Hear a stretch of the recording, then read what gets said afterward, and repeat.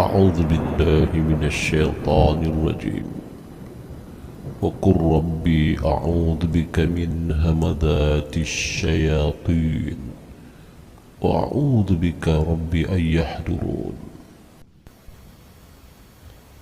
Dan katakanlah, wahai Tuhanku, aku berlindung kepadamu dari hasutan syaitan-syaitan, dan aku berlindung kepadamu, wahai Tuhanku, supaya syaitan-syaitan itu tidak menghampiriku.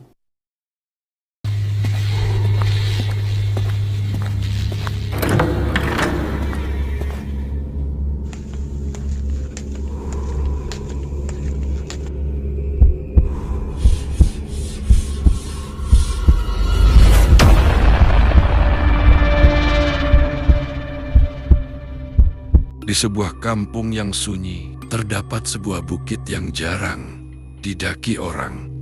Penduduk setempat sering berpesan, kalau naik bukit itu, jangan tegur sesiapa, walaupun nampak orang. Namun, bagi 5 orang pelajar, Aiman, Farid, Hakim, Sarah, dan Liana itu hanyalah cerita orang tua. Mereka diberi tugasan sekolah untuk mengkaji jenis-jenis daun kayu. Bukit itu dipilih karena dikatakan mempunyai berbagai spesies tumbuhan yang jarang ditemui. Dengan penuh semangat, mereka mendaki pada suatu petang yang redup. Semakin tinggi mereka mendaki, suasana semakin sunyi. Angin bertiup perlahan, namun terasa dingin mencucuk tulang. Burung pun tidak berbunyi. Kau orang dengar tak? Bisik Sarah. Dengar apa? Jawab Aiman. Macam ada orang berjalan. Semua diam, hanya bunyi daun kering dipijak kaki mereka.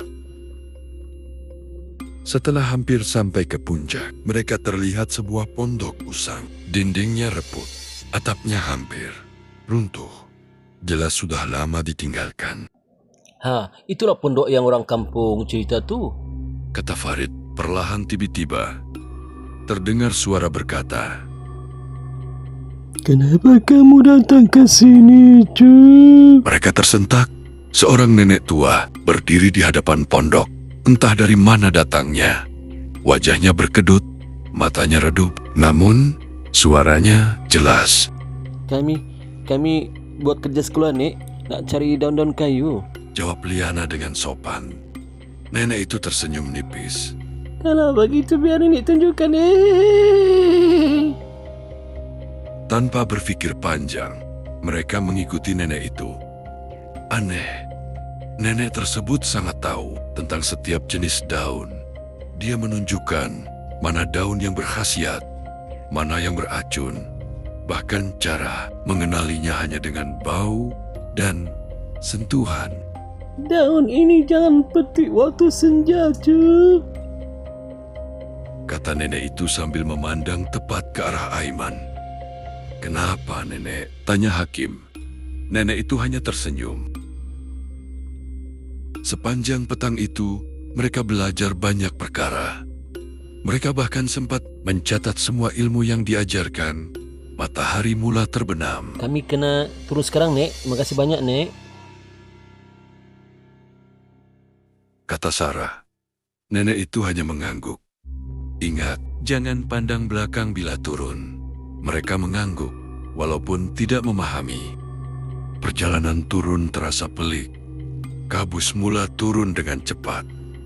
Jalan yang tadi jelas kini samar. Mereka berjalan dalam diam. Tiba-tiba Liana terhenti.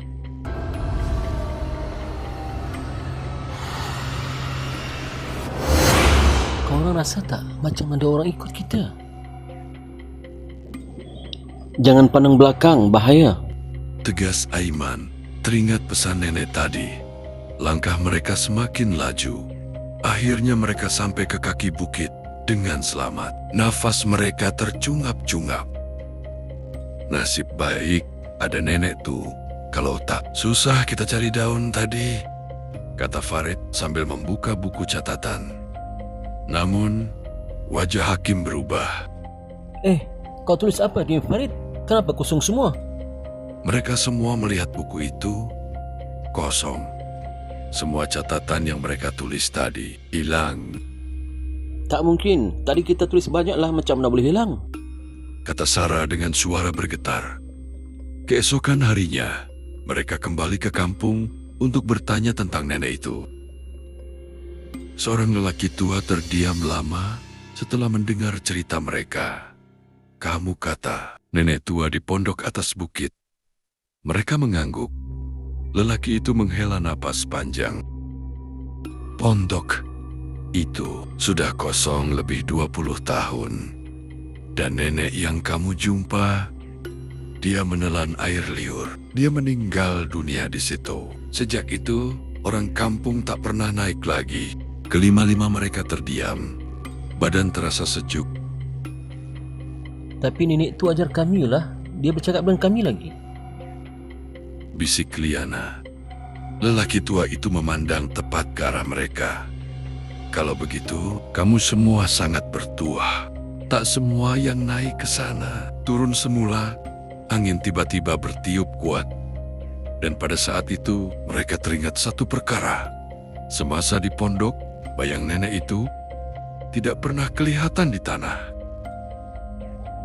Bahkan mereka melihat di pondok nenek itu kosong. Kawasan dapur pun kosong. Seram. Siapa nenek tu ya?